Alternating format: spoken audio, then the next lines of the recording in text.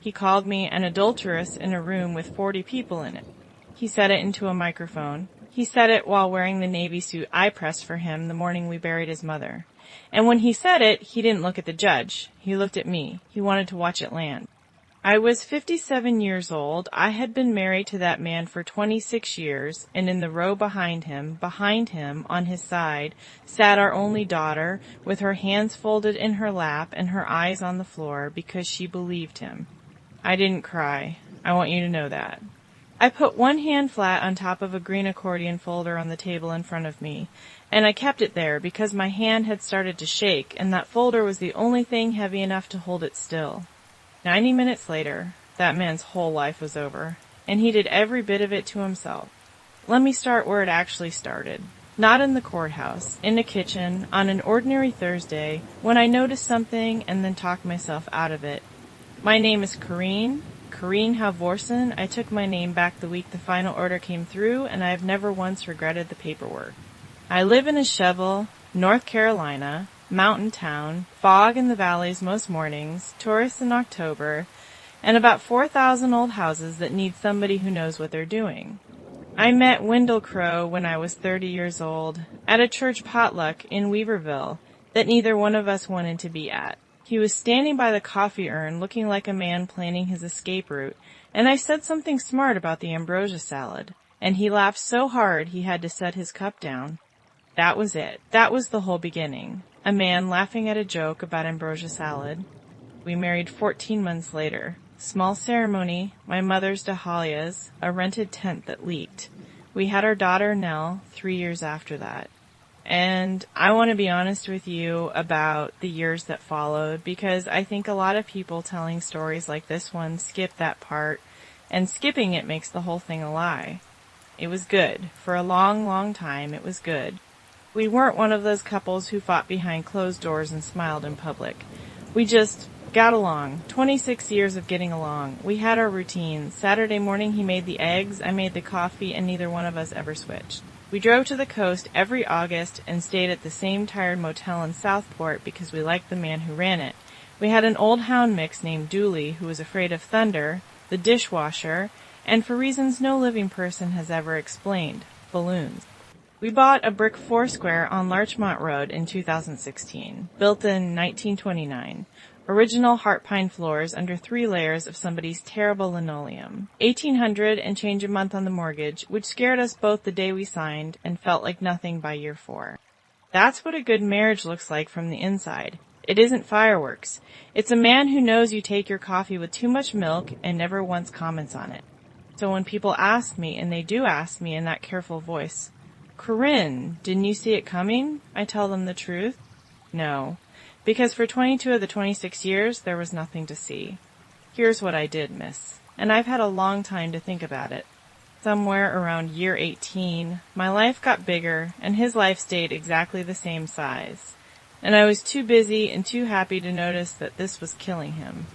I started my company at 41 out of a garage bay I rented behind a transmission shop on Amboy Road. It's called Bell & Bracket. We do historic millwork, custom windows, doors, staircases, mantels, all of it built the old way for houses that were built the old way. If you own a 1910 farmhouse and somebody in 1974 put vinyl windows in it and you want to undo that crime, I'm who you call. In the beginning it was me, a second-hand shaper, and a young man named Des who I paid in cash and pizza, and who is now my shop foreman and makes more money than I do some months. I was good at it, but that's not why it worked. Plenty of people are good with wood. It worked because I was relentless about the parts everybody else hates. The permits, the historic district review boards, the contracts, the change orders, the paper. I photograph every stage of every job. I log every site visit. I write follow-up emails after phone calls that say, "Just confirming what we discussed," because I learned at 42 that memory is the least reliable material in the building trade. I want you to hold on to that. It's going to matter more than anything else in this story. By the year my marriage ended, Bell & Bracket had 9 employees, a real shop with a real loading dock off Riverside Drive, and about $780,000 a year coming through the door. Boutique inns, restored civic buildings, a church in Hendersonville that had been waiting 40 years for somebody to fix its windows right. Wendell sold insurance, commercial lines, mostly farms, small manufacturers, contractors' policies. He was licensed, he was steady, he made $94,000 in a good year with bonus. And he described that job as fine. For years, fine meant fine. And then one day, without either of us marking it, fine started to mean something else, something closer to stuck. I'd come home, lit up about a bid we won, the county library commission, the whole second floor restoration, and I'd watch something go flat behind his eyes, and I'd tell myself he was tired. He wasn't tired, he was keeping score. 26 years, and I never once knew we were playing a game. I found out the way you find out the roof's been leaking, all at once, when the ceiling comes down. Now I have to tell you about Amos Rennick, and I'm going to be very precise because a lot of people were about to be very imprecise about him on purpose. Amos was 46, quiet, the kind of quiet that isn't shy, just economical. Married 16 years to a hospice chaplain named Priya, 2 boys in middle school. He restores stained glass, leaded windows, transoms, church glass. There are maybe 4 people in the southeast who can do what he does, and 2 of them are past 80. I brought him in as a subcontractor about a year and a half before all this started, on a referral from a preservation architect I've trusted for a decade. His day rate was $680, and I never once tried to talk him down, because you do not haggle with a man who is better at his trade than you are at yours. Over roughly 14 months, Amos and I worked 2 jobs together. The Hendersonville church, that took 11 months on and off, and a shuttered 1912 hotel down in Marion called the Corbin, which a developer was bringing back as an inn. We had, I guess, 60 meetings in that time, most in my shop office with the door open, and Des 20 feet away running a molder, some at the job sites, a handful at a coffee place on Haywood Road when our office had no heat for a week in January. And one time, and I need you to remember this one, we met at the Corbin Hotel itself in the evening because the developer was staying on site during construction and wanted to walk the finished sample room with us in person before he signed off on 40 more. That's it. That is the entire, complete, whole truth of Amos Rennick and me. We texted about lead came and glazing putty and whether a certain amber cathedral glass is going to read as warm or yellow at 4 in the afternoon. We had a lot of bad job site sandwiches. He showed me pictures of his kids. I asked about Priya's mother's hip. Colleagues. Good ones. Nothing else. Not for 1 second. Not once. Not ever. But my husband had decided otherwise. And it turns out he'd been deciding it quietly, patiently, for a very long time. The first crack I dismissed in about 30 seconds. And I have spent a lot of nights since then wanting to reach back through time and shake my own shoulders. It was a Thursday in September. I came in late from the shop, arms full, keys in my teeth, and Wendell was standing at the kitchen counter with his phone face down on the butcher block. And he had an expression on his face I can only describe as rehearsed. Like he'd been standing there trying faces on in the dark window over the sink, and I'd come in before he'd settled on one. "Hey," I said. "Sorry, the Corbin punch list ran long. Did you eat?" "There's soup," he said. That was all. He watched me set my bag down. He watched me get a bowl out of the cabinet. My own kitchen, 26 years, and he watched me like a man at a bus station watching a stranger. I said, "You all right? You seem somewhere else."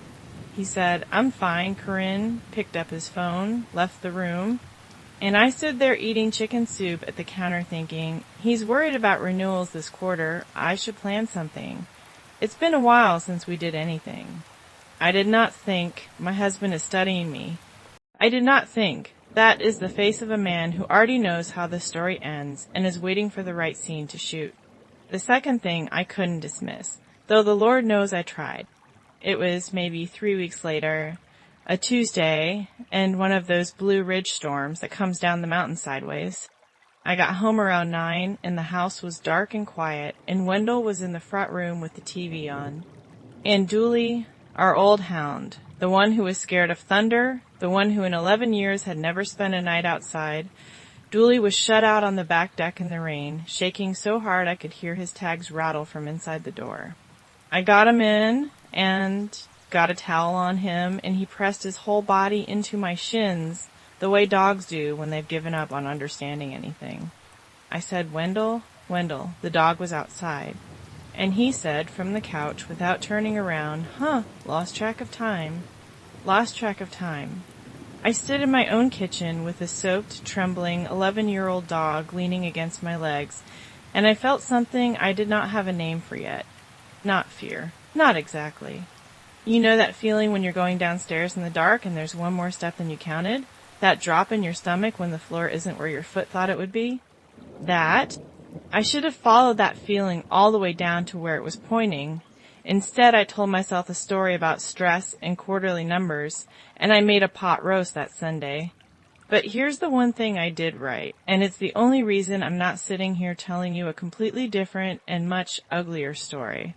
Around that time, without ever once admitting to myself why, I started paying attention to my own paper. Not because I suspected what was coming. I could never in 100 years have imagined what was coming. But because something in me had quietly slid from comfortable to careful, and careful, for me, has always meant one thing: write it down. I stopped letting my calendar get sloppy. I stopped clearing out old texts with subs and clients. When a site meeting ran late, I put a note in the entry saying where and why and who was there. I saved the confirmation emails I used to delete. I told myself I was just being organized. What I was actually doing was taking the exact discipline that had built my entire company and, for the first time in 26 years, pointing at my own life. If something feels crooked, start keeping the receipt. You will not always know what you're saving them for. I found out 5 weeks before the hearing. My attorney's name is Ruth Ann Pike. She is 66 years old, about 5'1", and she talks so slowly that the first time we met, I honestly thought she wasn't paying attention. She is the most attentive human being I have ever been in a room with. She called me on a Wednesday afternoon in November. I was standing in the shop with sawdust on my sleeves, and I picked up and heard her say, "Corinne," in a particular flat, gentle, level voice. The voice you'd use to tell somebody the test came back. I sat down on an overturned bucket before she got to the second sentence. "Corinne, Wendell's attorney filed a supplemental exhibit list this morning. I'd like you to come in tomorrow and go through it with me in person." "What's on it?" Pause. That pause told me more than the words did. "Photographs," she said. "A licensed investigator's report. And a witness." I remember sliding down off that bucket and sitting flat on the concrete floor of my own shop with the phone against my ear, even though there was a perfectly good chair 8 feet away. I don't know why the floor. The floor just seemed like where I belonged right then. A witness to what? To you and a Mr. Amos Rennick, entering and leaving a hotel in Marion together, the evening of March the 14th. And for about 3 full seconds, my mind just stopped. White noise, nothing, nothing. And then it caught, and then it started to run. Ruth Ann. That was the sample room walkthrough. The developer was living on site during construction. There were 4 of us, me, Amos, the developer, and the project super. We were in that building 55 minutes, and then everybody drove home. Can you show that? I have the calendar invite. I have the developer's email setting the time. I have 40 timestamp punch list photos from inside that room. I have Amos's invoice for that day. There was a long, slow, quiet moment on the other end of that phone. Then Ruth Ann Pike said in the exact same unhurried voice, "Bring me all of it, every piece. Don't leave out anything because it seems small." I didn't sleep that night. I'm not being dramatic. I did not sleep at all. I sat at that same butcher block where I'd eaten soup and told myself the wrong story, and I built it. 14 months of my working life, printed, tabbed, indexed, and put in order. Calendar invites with the attendee list still attached. The developer's emails, Amos's signed subcontract, and every invoice with the job numbers and the dates. Text threads about glazing compound and lead came so unbelievably boring that reading them out loud could be used as anesthesia. Punch list photographs with the date and time burned right into the corner. Shop time cards, fuel receipts, my own truck's mileage log, which I keep for taxes, and which I have never once been grateful for until that night. And this is the one that ended it. From that March evening in Marion, 2 separate receipts showing Amos and I left that hotel 14 minutes apart and drove to 2 different towns in 2 different directions. By about 4:30 in the morning, I had 63 separate exhibits, every single one of them proving the same magnificently boring thing, that every interaction I had ever had with Amos Rennick was scheduled, professional, witnessed, invoiced, photographed, and about as romantic as a load of framing lumber. I watched the sky over the ridge go from black to gray to that thin pale gold you only get up here in November when the fog finally lifts. And somewhere in there I stopped being frightened and got angry instead, which, for me, is a far more useful condition. Because here is the thing Wendell Crow never understood about me. 26 years, and he never learned it. He had spent months, apparently, building a story. I had spent 16 years building a company. And a company teaches you exactly one lesson over and over until it's cut into you like a dado. Memory is a liar. Paper is not. People will always remember it the way that flatters them. The only thing on this earth that cuts through two people's competing versions of the truth is a record made at the time by somebody who had no reason yet to shade it. I had the record. He had no idea it existed. But I need to tell you about the phone call that actually took the wind out of me, because it wasn't the exhibit list. 9 days before the hearing, my daughter called me. Nell is 25. She lives in Charlotte. She has her father's laugh and my hands, and she has been the best thing in my life since the afternoon they put her on my chest. She said, "Mom, I need to ask you something, and I need you to just tell me the truth." And I knew. Before she said another word, I knew. Dad told me about Amos. I said, "Her name?" She said, "He showed me pictures, Mom." And I stood in my own front room, on the heart pine floors I'd spent 2 summers restoring, and I heard my only child ask me whether I'd spent 14 months lying to her father. I told her the truth. I told her plainly and completely, and without one drop of anger in my voice, because I have learned that anger sounds like guilt to somebody who's already scared.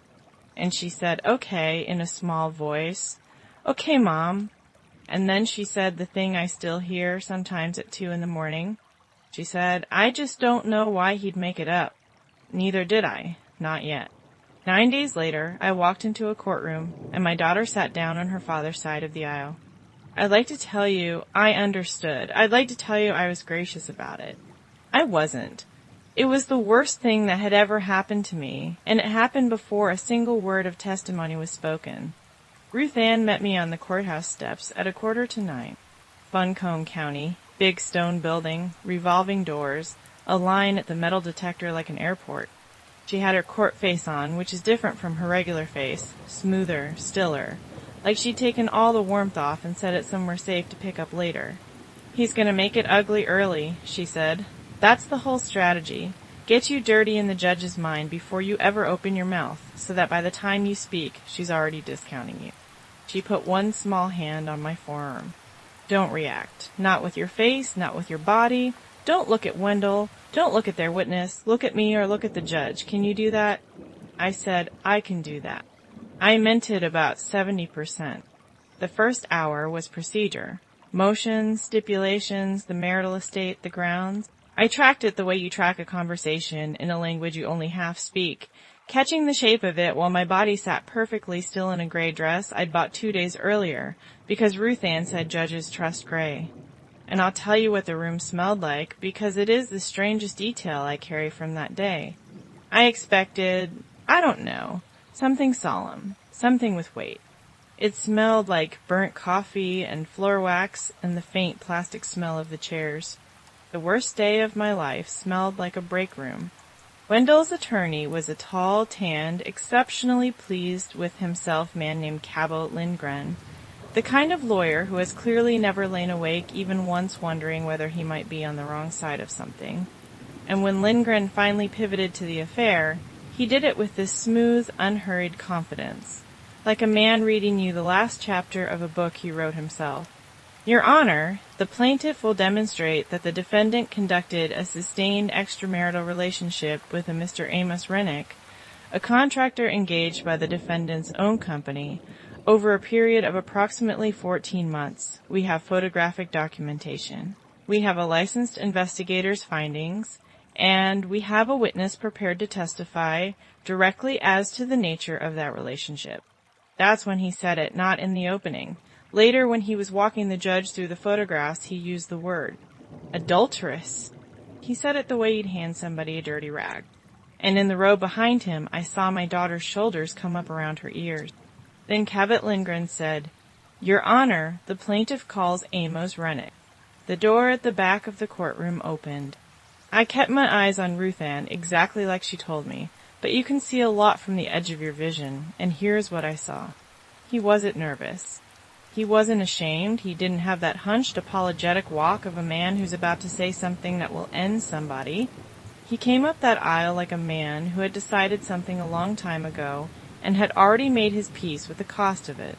And he was carrying his phone, not in his pocket, in his hand, down at his side, held the way you hold something you're going to need. He took the oath. He gave his name, Amos Daniel Rennick, clear, steady, no crack in it at all. He sat down. Lindgren started with the photographs, handing copies up to the bench, narrating each one like a tour guide at a battlefield. The defendant and Mr. Rennick entering the Corbin Hotel in Marion after dark. The defendant and Mr. Rennick at a coffee shop on Haywood Road. The defendant and Mr. Rennick in the lot behind her shop, standing in close proximity, evidently in intimate conversation. Every single one of them a real photograph of a real, entirely ordinary moment, cropped and captioned into something filthy. That intimate conversation in the parking lot, I know exactly which day that was. We were looking at a cracked transom panel on the tailgate of his truck, and I was holding a flashlight. That's what it costs. That's how cheap it is to take a life apart. A camera, a crop tool, and a caption. Lindgren turned around, put a hand in his pocket, and settled in with the satisfaction of a man about to close a sale. "Mr. Rennick, how would you characterize your relationship with Corinne?" And Amos looked at him for a moment. Then he turned his head and looked at me, the first time our eyes had met all morning. And then he looked back at Lindgren and said very evenly, "Your Honor, before I answer that, I'd like to request the court's permission to play a recording." You could feel the temperature of that room change.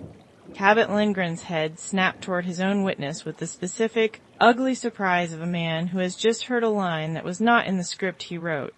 Judge Marguerite Denny, who up to that moment had been looking at me with a cool, tidy, mind-mostly-made-up expression I could feel from 30 feet away, leaned forward. "What recording, Mr. Rennick?" "A telephone call, Your Honor, between myself and the plaintiff, Mr. Wendell Crow. Recorded here in North Carolina, which is a one-party consent state, and I was one of the parties. I recorded it on October the 9th of this year, about 10 weeks before any of this reached your courtroom." Ruth Ann Pike was on her feet before Lindgren could get his mouth open. "Your Honor, the defense would like to hear the recording," and moves to admit it. "Objection!"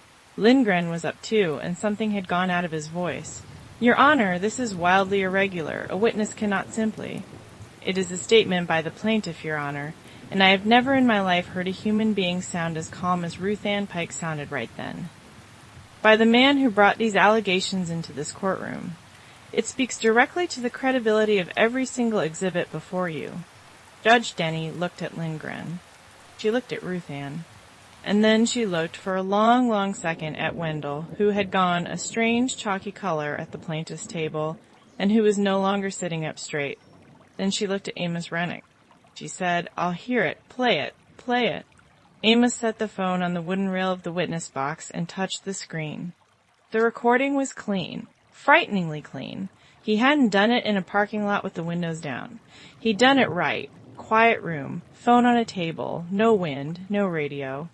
And my husband's voice came out of that little speaker and filled a courtroom in Buncombe County, North Carolina, with absolutely no ambiguity in it whatsoever.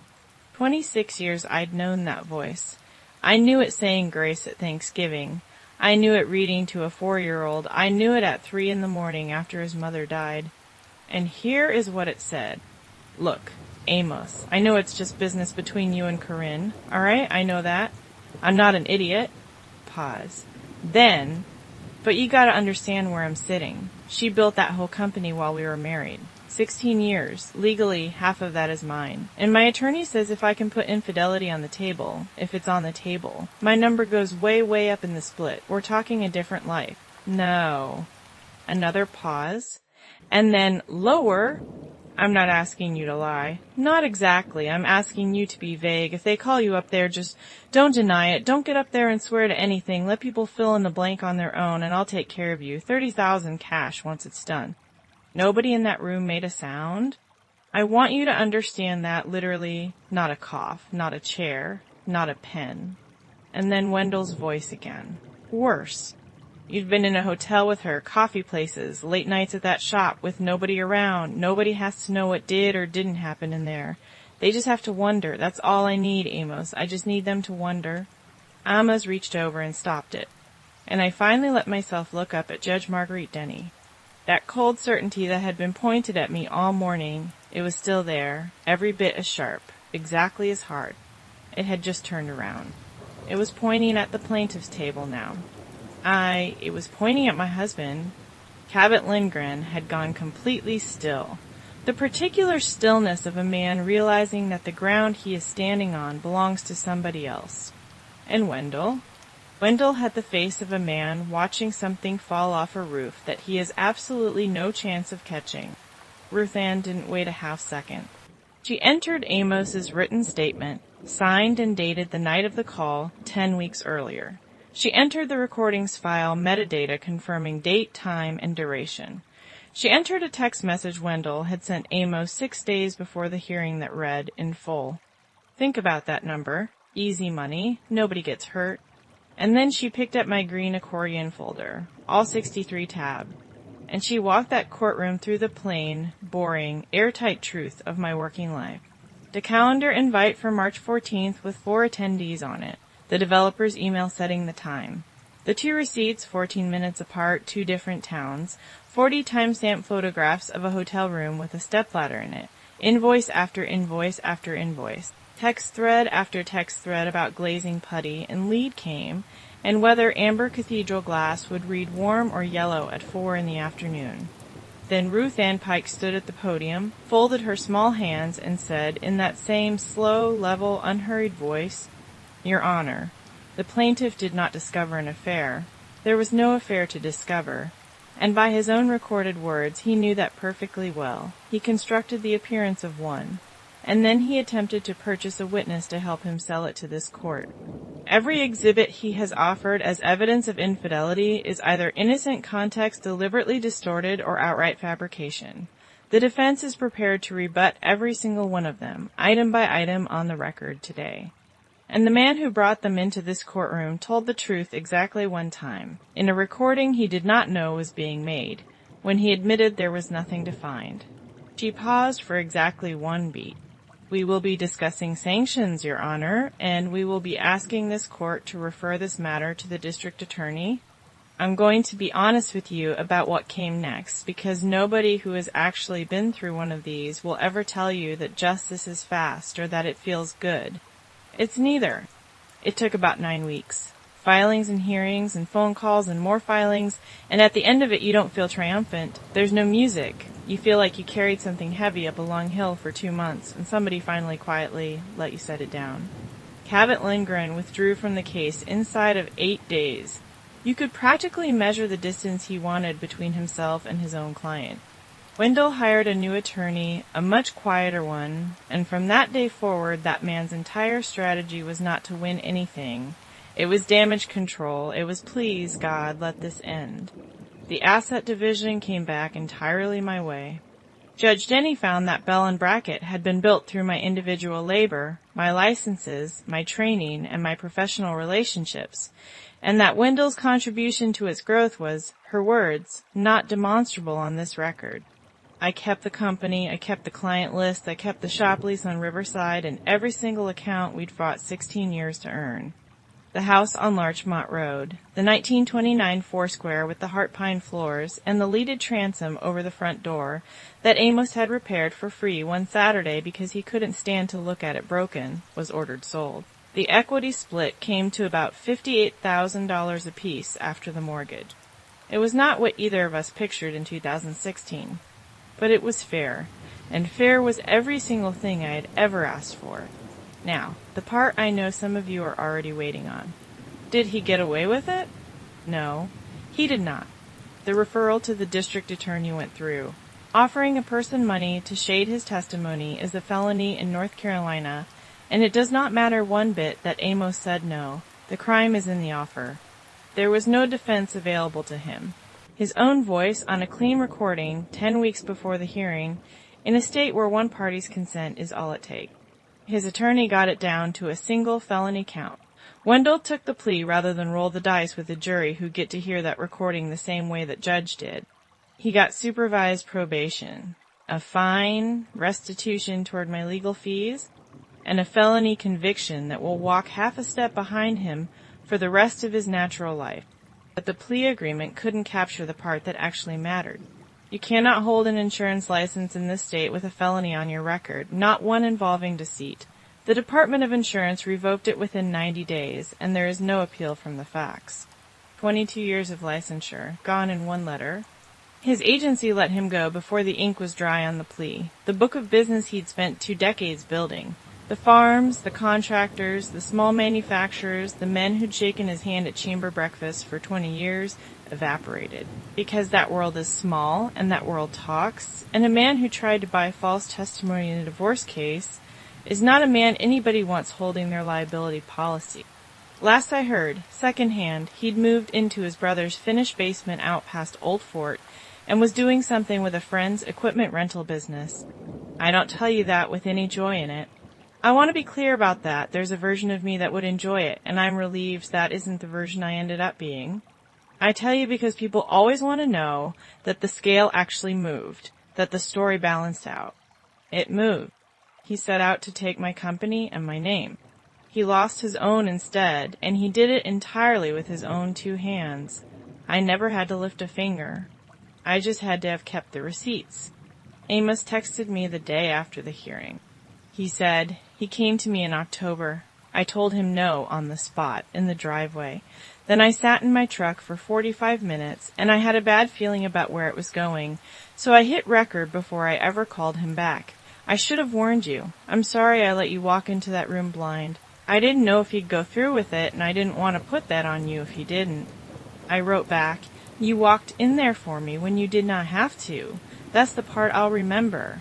We don't work together much anymore. The job's wrapped and life moves. And there's a strained awkwardness that settles in between 2 people when one of them has seen the other at the absolute floor of her life. But every so often, usually in the shop, usually late, I think about what it actually cost him to do what he did. To record a man offering him $30,000, to sit on it for 10 weeks, and then to walk into a courthouse and set it off in front of a judge, over a mess that had nothing to do with him and everything for him to lose. Priya told me later she'd been terrified, that she'd lain awake picturing him getting torn apart on cross-examination, painted as the villain, his name in front of every client he had. He did it anyway. There's a word for that kind of steadiness. I keep reaching for it, and I keep not finding one big enough. And Nell? My girl sat on her father's side of that courtroom, and she heard that recording the same time I did. She didn't come find me at the recess. She left the building. 11 days went by. 11 days is not very long in a life. It's a very long time when it's your only child. Then she called and asked if I'd meet her at a coffee place on Merrimon. She was already there when I came in, sitting in the back with her hands around a cup she hadn't touched, and she was 25 years old, and she looked about 9. She said, I sat on his side. I said, I know, sweetheart. She said, I looked at those pictures and I believed him. He's my dad. And I looked at pictures of you holding a flashlight and I believed him. And here's the thing I understood right then, and I want anybody who's in the middle of one of these to hear it, because it took me 11 days, and it might save you 11 days. He didn't just try to take my company, he tried to take my daughter too, and she had been standing in the exact same position I'd been standing in for 26 years, trusting a man who had absolutely no reason, in her whole experience of him, to be lying. She hadn't betrayed me. She'd been worked on by an expert who'd had access to her since the day she was born. So I reached across that little table and I took her hands and I said the only true thing I had. I said, Nell, he fooled me for 26 years and I slept next to him. You had no chance, and I am not going to lose you over something he did. She cried so hard the girl behind the counter came over. She calls me every Sunday now. Sometimes we talk about nothing for 40 minutes. She's still in touch with her father, and I have never once asked her not to be, and I never will. That's her road, and she has to walk it herself. But she asked me, that day at the table, how do I ever know again? How does anybody know? And I said the truest thing I've learned in 57 years. You don't always. You can't. Loving people means being exposed to them. But you can keep an honest record of your own life, so that if the day ever comes when somebody stands up in a room and tries to tell everyone your life didn't happen the way it happened, you have something to set on the table. Julie is with me. That was never even a question. Wendell didn't fight for the dog, which is maybe the single clean thing he did in the entire ordeal. He's 13 now, mostly deaf, which has been a real mercy where thunderstorms are concerned. We're in a rented half of a duplex over near the shop. Second floor, good afternoon light, a landlord who fixes things and doesn't send passive-aggressive emails about the porch. Balloons still terrify him. Some things don't heal, and you just love them the way they are. Bell and Brackett had its best year in company history in the 12 months after that order came down. I thought a lot about why. I think there's something about surviving a thing that publicly tried to erase you, that stood up in a room with a microphone and tried to convince the world you were somebody you were not, that burns off everything in you that isn't essential. It clarifies. I stopped apologizing for my rates. I stopped softening my emails. I stopped explaining myself to men on job sites who were going to have opinions regardless. My crew knows the broad shape of what happened, and we don't much talk about it, and the work has never been better in 16 years. My sister Junie called me the night the final decree came through. She's 63, she never liked Wendell, and she spent 26 years being unfailingly polite about it. I told her it was done. Long pause. Then she said, "You want to know the truth? At your wedding?" When the minister asked if anybody had cause, I had a speech ready, memorized. I said, "You did not." She said, 2 paragraphs, Corinne. I chickened out because Mama got a hold of my arm, and I laughed. I mean, I really laughed. That kind that comes up from somewhere underneath the exhaustion, the first one in what felt like a year and a half. It wasn't a big laugh, but it was real, and it was mine. And after the year I'd had, real and mine felt like just about everything. So here's what I know now. That I wish I'd known standing in that kitchen on that ordinary Thursday when my husband was at the counter trying on faces and I was too tired to read the one he picked. A marriage doesn't always end with a slammed door. Sometimes it just ends in a room that keeps getting a little colder year over year while you keep promising yourself you'll deal with it after the busy season. Somewhere in that quiet Wendell Crow decided I had become a problem to be solved instead of a person to be loved. I will never know the exact day he decided it.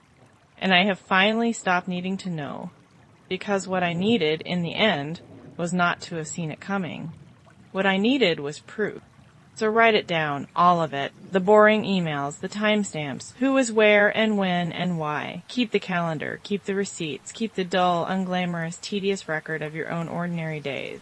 Not because you're paranoid, not because you expect the worst from the people you love. Do it because you respect your own life enough to keep an honest account of it. Because one day somebody may stand up in a room that smells like burnt coffee and floor wax and try to tell 40 strangers and your own daughter that your life did not happen the way it happened. And on that day, the only thing standing between you and their version of you will be the plain, unglamorous proof you had the good sense to keep, back when you didn't yet know you would ever need it. A young couple bought our house on Larchmont Road, both teachers. The realtor told me they stood in the front room a long time looking up at that leaded transom over the door, the one Amos fixed for nothing, one Saturday because he couldn't stand to see it broken, and the light was coming through it the way it does around 4 in the afternoon. I hope they're happy in there. I hope they keep that glass clean. And I hope when the busy season comes and the temperature starts dropping off that mountain, one of them is paying close enough attention to turn the heat back up before it's too late. I wasn't. Don't be me.